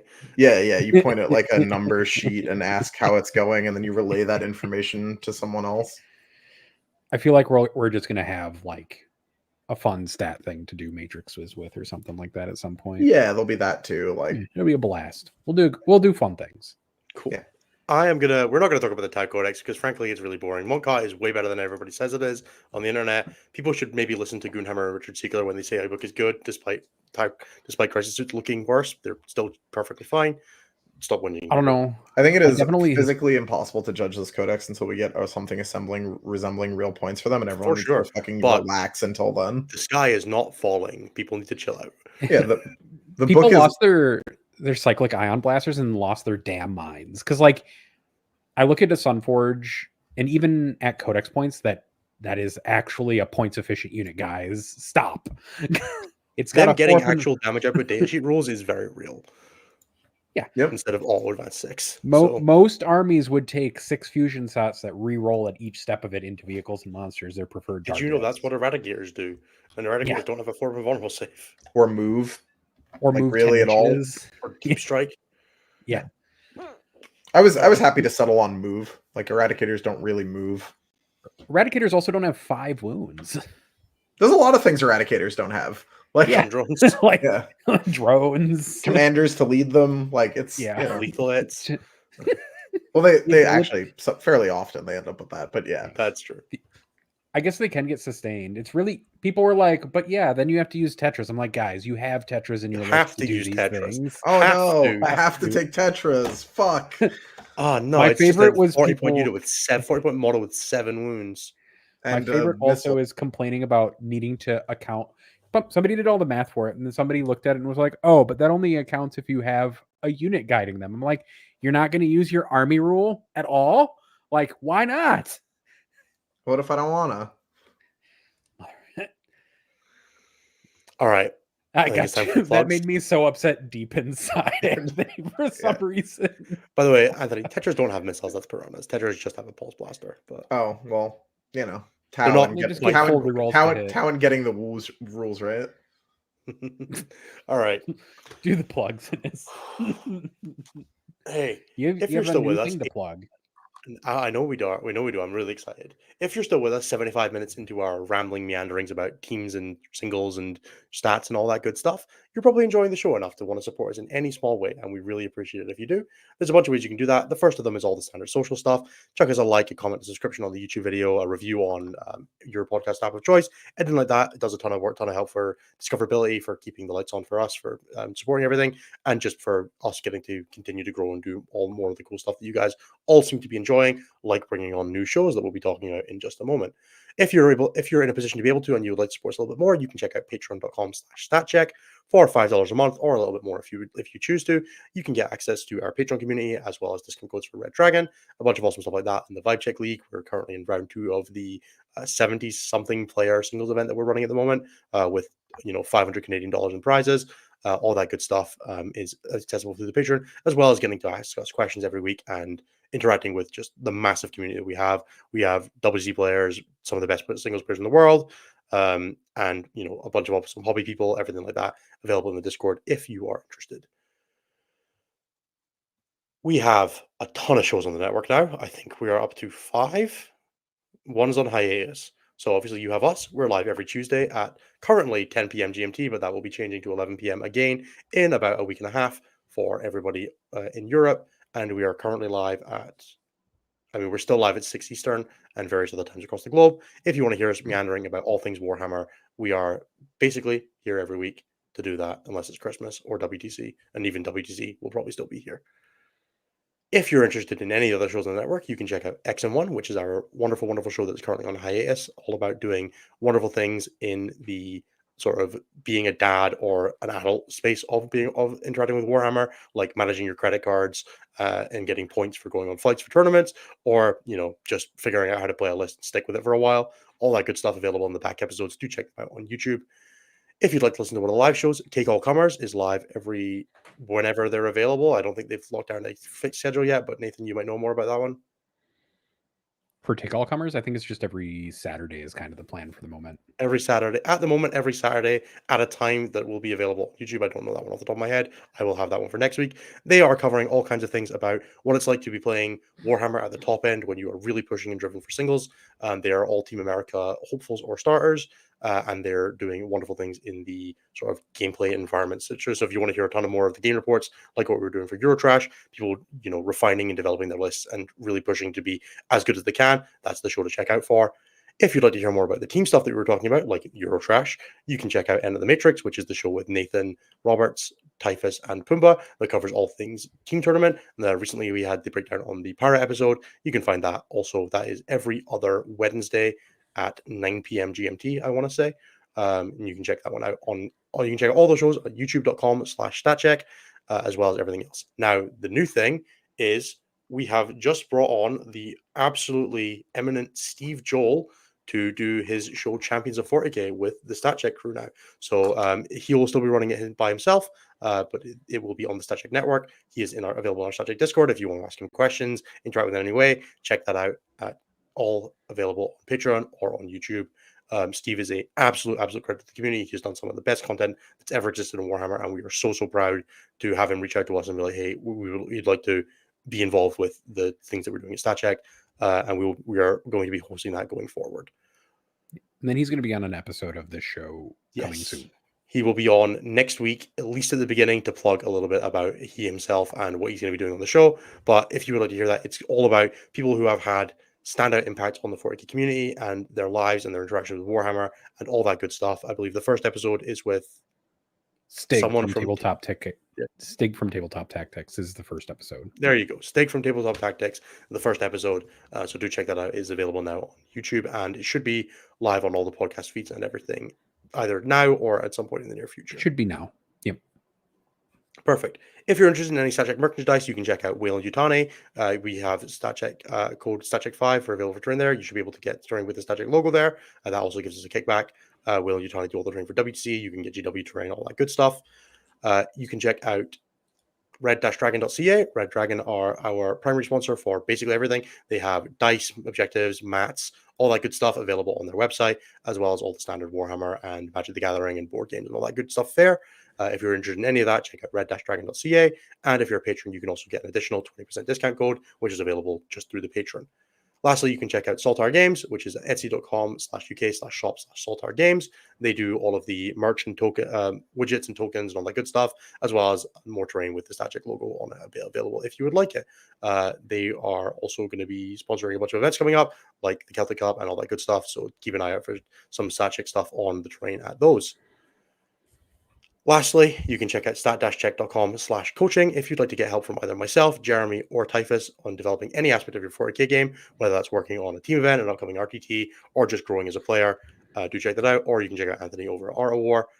We are all super happy to work with anybody at any level of the game, whether you are prepping or worrying or anything in between. Give it a check. We are more than available to do some stuff with that. I think that's everything I have to plug. It is growing. Arms, legs, and bears. But thank you so much, everybody, for being with us. More importantly than everything, thank you to all of the patrons, all the viewers, for being wonderful here with us every week, in and out. And I'm going to say wonderful about 15 more times during the plugs over the next couple of weeks, because it's the word I latched onto that time. Now we're going to do questions. We're going to do questions. If you want to make sure your questions get asked, you can either super chat in the YouTube comments, or you can be a member of the Patreon and ask it in the show question thread every week. Otherwise, we will answer what we can at the time, but it is getting late. We generally don't try to run more than like an hour and 45 to 2 hours at most. So depending on how many questions we've got, we might not get to them all. But if you are willing to chuck a couple of dollars our way, we will make sure that it gets asked. Nathan, take us away. Awesome. So our first question is from Preston, which is, Anthony, what was the best meal? I think the last one that we ate in Amsterdam, Dino took us to a like Asian restaurant that just fucking slammed. I was starving going in, which definitely didn't hurt, but it was truly incredible. Everything I had was real good.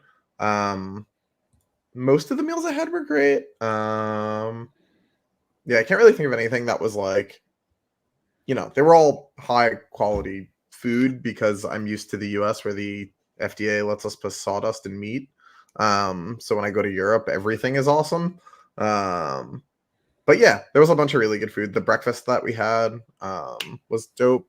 I posted pictures of pretty much everything I ate on Instagram, and I am Violence Vanilla on there. But yeah, if you want to follow my 40k food journey, that's basically the best place to see it. I just love that the idea that entire Instagram would just be the food blog for a 40k person and nothing else. It's pretty fucking close, dude. I think having like the rate my teacher for 40k venues and restaurants at 40k venues would be like an actual thing that would be cool to have in 40k. Yeah. Like, how is the hotel for Atlanta? Like, what's the good food options near it from like a 40k player's perspective? Right. And then the next question is from Sam Lemon, which is, what is the path to redemption for a cheater or someone banned for bad behavior? I do not think we are qualified to answer this question as a unit, but that's just me. Probably start local, like earn the trust of your local community back then, and then start going to events with them to like, keep you on form, basically. But you should talk to your local TOs and like work out what the best path is, like created for you in conjunction with your local group, and then whoever runs your regional TO group and stuff like that. And also, like, it'll depend on what you did, right? Like, there's no... Yeah. If you murdered somebody, that's probably not... I don't think that's bad behavior, frankly. I mean, it is bad behavior, but it's not what they're talking about. Sure. It is rude to murder people. Yes, please don't murder people. Sam Lemon also asks, how do you determine if someone on stream is cheating versus making a mistake? Literally impossible. I actually do agree. It's kind of very hard, and it's very challenging to figure out what is malicious and what isn't. And it requires people to be at the events to talk to people and then figure it out. It's why sometimes streams are hard ways to get that kind of stuff across. But very much pattern of behavior, right? If it happens once in the game, it was probably a mistake. If it's happening every turn, like, it's more likely that, but Right. you can't guarantee it. If it's somebody who does it every stream, or if somebody was on stream and gets called out for it because it was a mistake and then they keep doing it, like, you kind of have to use context. Like, there's no way to do it just from seeing things. Everybody makes mistakes in games of 40K. No one's ever played a perfect game. It would be foolish to assume anyone had. But we can all strive to do better. Yep. The next question is from Dean. Anthony and Innes, how did you use orcs in pairings for ETC, and what do they bring to a team comp in the current meta? In my opinion, we used them badly. We probably could have done a marginally better job protecting this from getting some of the matchups that it got. But there were definitely some sacrifices made to, accommodate better matchups down the line, which, that's how teams go sometimes. That's just like a thing that has to happen. But for the most part, they're used pretty similarly to how eaters are used, with a little bit less like volatility to them. So people broadly know when orcs are coming to get them. Whereas it's a little different with world leaders. They might be coming to get you. They might be staying over there. They're a lot slower. But that's my take anyway. Yeah, I think we ended up using orcs a little bit to protect a couple of other matchups like GSC, Tyranids, Guard, and Eaters, and just to get them into slightly better matchups. It just kind of ended up, they did a lot of the same jobs as other things did. They had a lot of the same greens as other matchups did, and the choice ended up being for orcs to catch a bad matchup a couple times. We also used orcs to bully sisters a little bit, to threaten Necrons, all that kind of thing. It just ended up a lot of the times we offered orcs, the teams chose to take the other direction, and that result, like, you don't always get a lot of choice about which of the two lists you offer is going to get sent back if you're putting forward two fairly equivalent options. And the way that pairings worked out of this one, it happened to be that you find the good opportunity to use two factions, and they choose one of them, the other one results in losing its good opportunity, and that ended up being orcs, I think, 3 or 4 times. And then with like one of them being a coin flip and one of them being a red, that we aggressively paired for it. That's just kind of how it works. If it had been, it's very reasonable that a lot of the times that we attacked with Brian plus something, that if they had picked the other side, that it would have been orcs looking a lot stronger. So very much, it's not entirely up to the team how a faction gets used in some situations. Dakota has the next question, which is weirdest comp rules you've seen and had to play. That's not really a thing that's ever happened to me. I mostly have played in the era of like well-established and put together 40K. I played Adepticon team, so all the rules are a little weird and funky. I don't know. One of the things about Adepticon is that you each need to have something with OC on points in order to hold it for most missions. Those are kind of the weirdest. That is weird. Yeah, those are kind of the weirdest 40K rules that I've had to deal with on a competitive level, but never at a singles event. Yeah, 7th at ITC was wild. It basically changed all the game rules for good reason, but it was wild. Very strange rules. Next question is from, what does Anthony hope for from possible chaos reveals, and what would the cast like to see from a CSM codex? Fuck, I am beyond excited for CSM stuff. I've kind of like tripped into being Team USA's Chaos Man. So yeah, I'm pretty excited, honestly. CSM is like a very wide book that could do a whole bunch of shit, and they could put a whole bunch of detachments in there, and I am, real excited to see them. Obviously, we've all seen the rumors and the lore and the things that EC is likely to get a codex, so my favorite Legion won't be in there, but I'm real curious to see what they do with Black Legion and like Iron Warriors in particular. I'm mostly hopeful that I don't get relegated to playing like the inevitable uppy downy obliterator Alpha Legion bullshit that comes with this. Vindicators. It's going to be Vindicators. I desperately do not. Uppy Downy Vindicators sounds like a drug, though. Please don't make me be the teleporting shoots gunman. I do not want it. I do not want it, Sam. I am. I want it so bad for Anthony. I want to have to live the Tyranid experience. I fucking hate it. I honestly want to see some stratagems that require you to look at like an astrological chart in order to use them. Please don't do this to me, Nathan. I hope you end up on the night Like, versus it'll be a fold out in the back of the book, and you got to open it and then like move it across to the date and time and month that you're in. Hey Anthony, I'm a big time Night Lords player, and I'm really into. Do hope that Hi book is Anthony good is the though. gift that and will continue to keep on giving. It's true. The next question is from Frank, which is, how do you guys analyze your performance after a singles event and use that to identify things that could be fixed, specifically things that can't be fixed via list changes compared to things that could be fixed via different decisions in the game?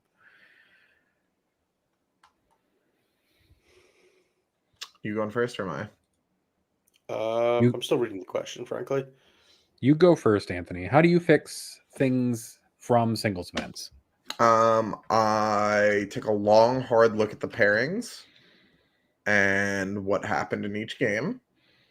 And then I almost always don't change the list. Like 90% of failings in a given game are usually the pilot. If you're playing something again that was like appropriately tested going into an event. If you just like YOLO'd some random bullshit because you thought you were God's gift and to list writing and you were bored at work and changed a whole bunch of shit on a Tuesday in the bathroom, then you're probably gonna have to make some list changes, likely back to the original version of what you wrote, changed. This is not a direct call out to anyone specific, even though it will feel like it. He's attacking me right now, yeah. I was definitely just looking at Ennis the whole time, waiting for him to react. I've been playing the same Iron Shield list for like 3 months. Leave me alone. Yeah, he's safe. This is, more direct to other folks. But yeah, like I think almost always it's not like the list, unless you just played some like abject garbage. But like, just don't do that, and then you won't have that problem. Usually, I like try and find like different play lines in a given game to kind of roll with that.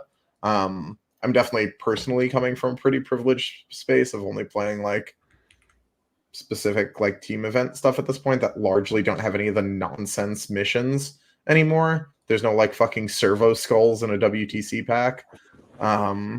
So I don't have to deal with, going to an event and being like, did I really just play fucking servo skulls or chosen battlefield in the finals? Like, what the hell was that?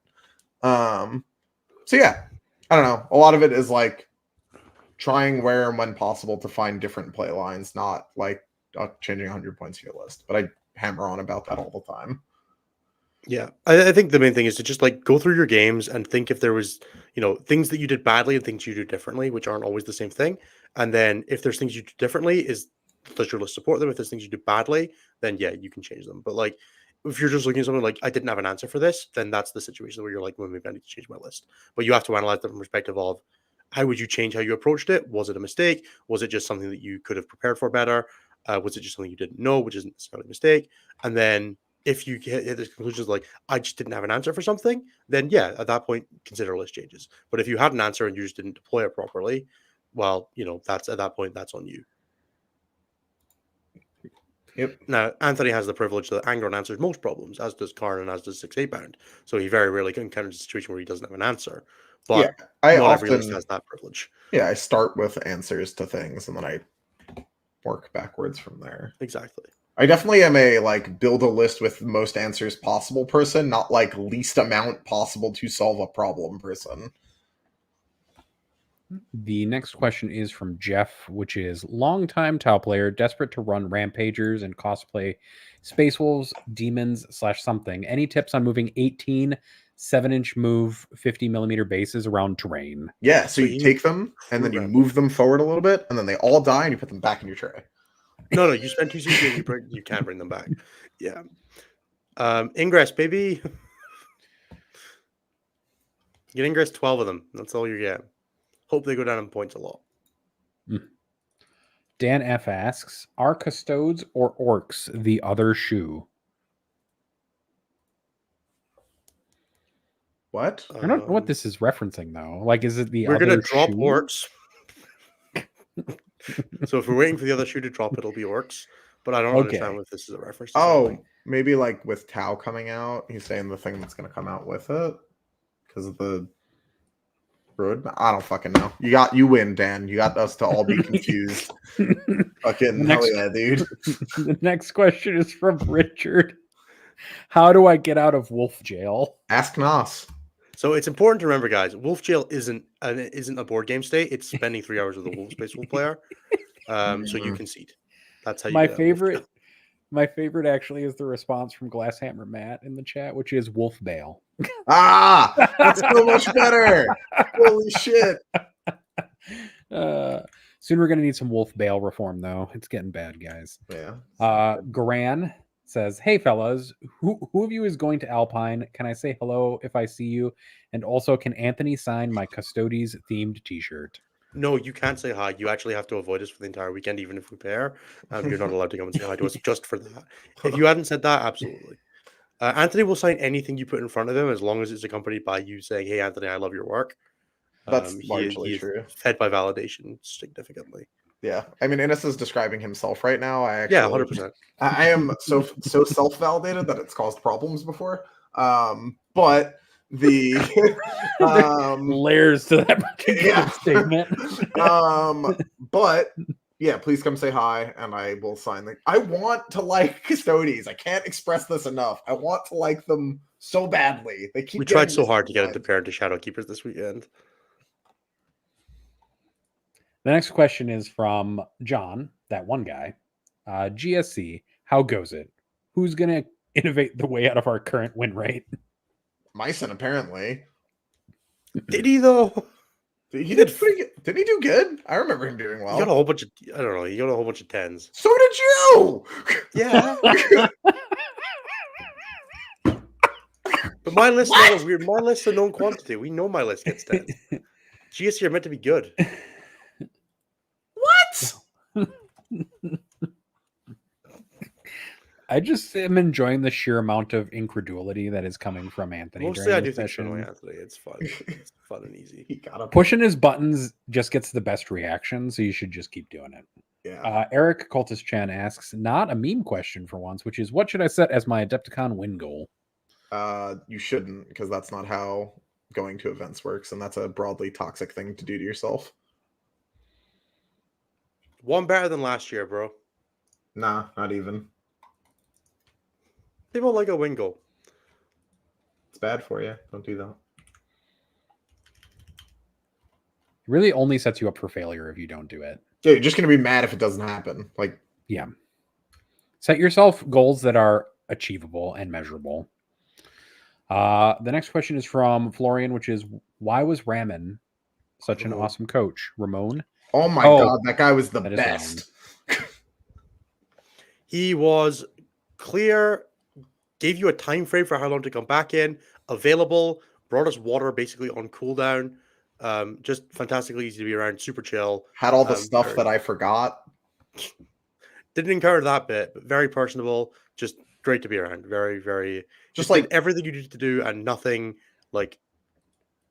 wrong. Like most of being coaching is just not doing anything wrong and not like fucking your team over, which Ramon was wonderful at. Yeah. He just like actively did a great job. He was awesome. Anthony, somebody wants you to explain a little bit more what you mean about win goals being bad for you at events. You just shouldn't. Yeah, you just shouldn't do that. I personally only ever look at the next game. Like, my goal of games to win is like the next one that I'm gonna play. Like, it's wild to me that you would be like, my structure of this event is that I'm gonna go 4-2. Like, there's no fucking chance you can know that, especially in singles where you have no idea what you're gonna pair into. Like, going 4-2 sounds awesome until you play like me in round 1, catch Ennis after he's played Grey Knights in round 2, and then slide into fucking Lucas in round 3 or some wacky shit. Like, oh no, you went 3-3 and now you're sad because you went 3-3. Like, that doesn't make any sense at all. Your goals going into an event should be defined by the context, and your goal should just be to play well. You're tying your emotional state to how many games you win is a fast, dark path to bad things. Thank you, Anthony. Mm-hmm. Derek has a question. How to win all the event, Eric? Yeah. You should set your goal for maximum sadness as I'm going to win an event before every event. Yeah, just try and win the next game you play. And if you do that enough times in a row, you win an event. There you go. Derek asks, or says, and then asks, I logged over 18,000 steps getting stuff packed for the Adepticon booth. Can GW give me an uppy downy detachment so that I don't have to move in order to move anymore? I've heard that's a very healthy mechanic to have everywhere. If they could give it to you, I would, homie. Anthony, if you could uppy downy and just teleport between like New Jersey and Europe, would you? Yeah, it would save me a lot of fucking time. I mean, everybody wants an uppy downy detachment in real life. The ability to uppy and downy anywhere on the planet would be kind of cool. And Anthony's problem is there's nowhere that's more than 9 inches away from enemies. It's also why I have trouble going to sleep. All right. We're gonna go into super chats real quick. Thank you, Typhus, with your Liam Al Gaib comment. I loved looking at the Liam names. Al Gaib. Oh, that joke was funny until Sunday. I thought My it was so favorite. funny. My favorite thing was reading all of the player names for your team at Eurotrash. My least favorite thing was trying to fill in the BCP afterwards for each round. God, that was miserable. The judge came over one round and was like, "Next round, you guys are doing this," and I was like, "Yeah, that's understandable." It was awesome.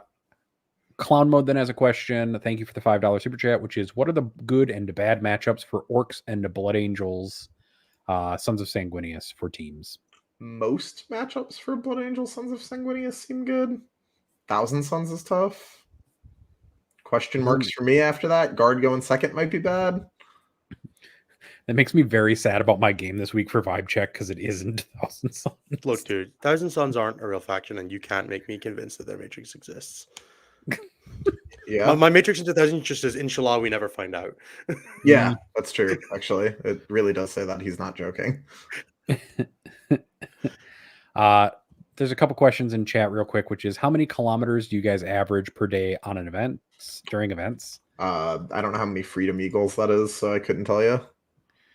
It's a lot. The walk from the WTC hotel to like WTC and then walking around WTC doing coverage is a lot of walking. Thor then asks, can Iceland please get that to play more? I don't know what that is to play more. The uppy downy. It's hard to get out. Oh, the uppy downy. Yeah, I got you. Fair. And then the last question of the evening is from Evader 110, which is Tau Codex ? Tau Codex. True. It is a Kiro. Yeah. Same. Yep. That is a really good Tau codex. Codex has big Tau Codex energy. I agree. Man, every time, by the way, so the last thing that we're going to do before we wrap up, since that's it for questions, we actually have a nice week. Because I'm going to do my best to go into our $15 a month tier. Oh, this is the best tier, and try to remember to read these correctly. So Nathan has his own stuff thing that he has to do now. I can't believe it. This is terrible. I don't like doing this but it is really funny, so I do kind of enjoy doing it. All right, if you join this tier, I will thank you at the end of episodes with whatever nonsense you put as your name. Some people have used emojis, some people have used nicknames. As long as it's not like obscene or there's a point, and I'll tell you if you hit it where it's too ridiculous for me to say online. Thank you, Fungus. Thank you, Citronide emoji. Thank you, Dan F. Thank you, Mr. Pig. Thank you, Hog emoji.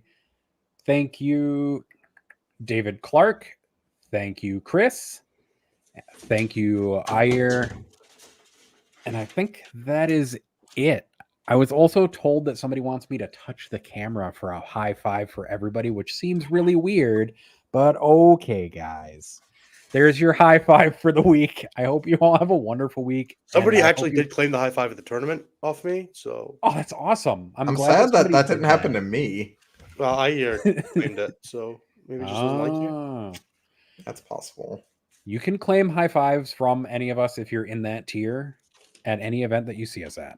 Any of us. You can. You should, in fact. I like high fives. I just like attention, frankly. That's true. We can tell, Innes. We can tell. Good luck to everybody this weekend. I hope you win all of your events and go. Unless you're at Manchester, in which case I hope you make it to the semifinals and lose to me. Yep. This has been Stat Check. Bye-bye. Oh, you have to cue the videos if you're going to do that. No.